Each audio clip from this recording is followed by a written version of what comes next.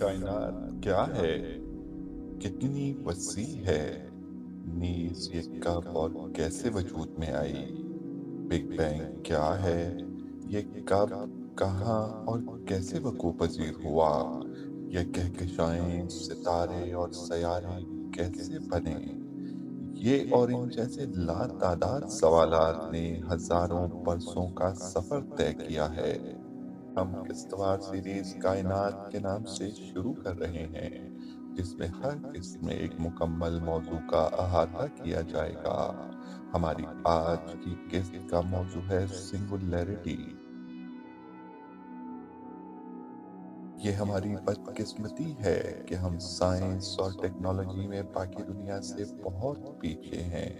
हत्ता कि हमारे यूनिवर्सिटी लेवल के नसाब तक में बेशुमार गलत मफरूज़ात शामिल हैं। आप में से अक्सर लोगों ने बिग बैंग का नाम सुना होगा कि कायनात एक नुक्ते में कैद थी और अचानक एक धमाका यानी बिग बैंग हुआ और कायनात वजूद में आ गई। ये दोनों बयान साइंसी तौर पर 100% गलत हैं।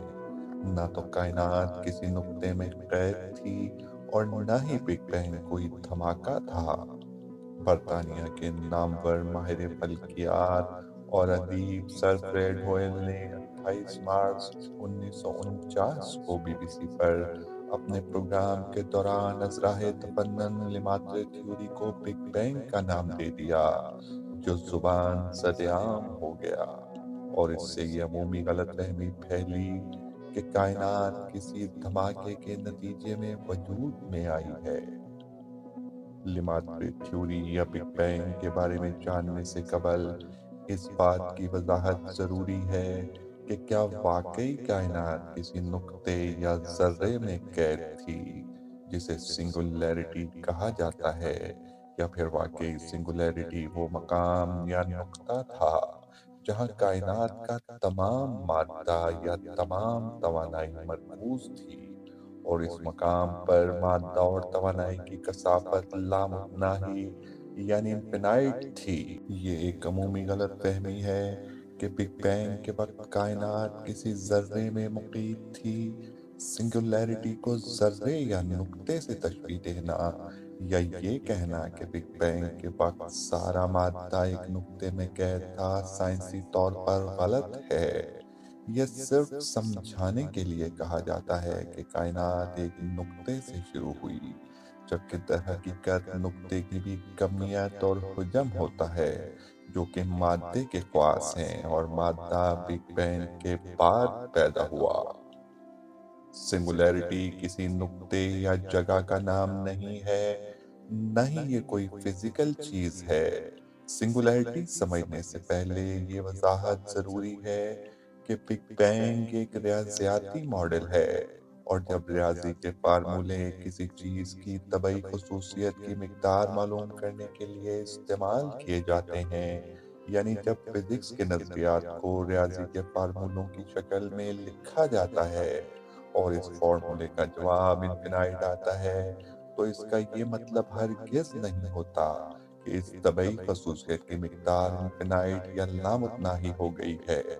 इसका मतलब सिर्फ ये होता है कि ये फार्मूला इस हालत में इस खसूसियत की मिकदार की पेशगोई करने के लिए इस्तेमाल नहीं हो सकता।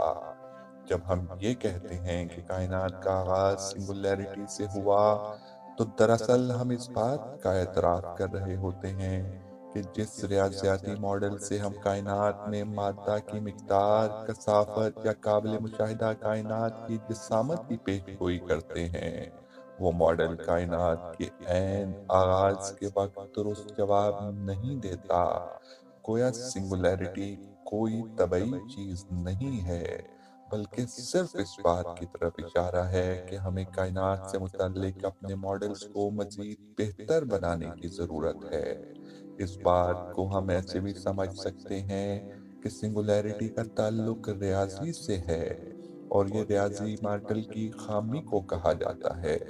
अगर रियाजी में किसी भी फार्मूले या मसावात को सिफर से तकसीम किया जाए, तो इसका जवाब रियाजी के पास नहीं है।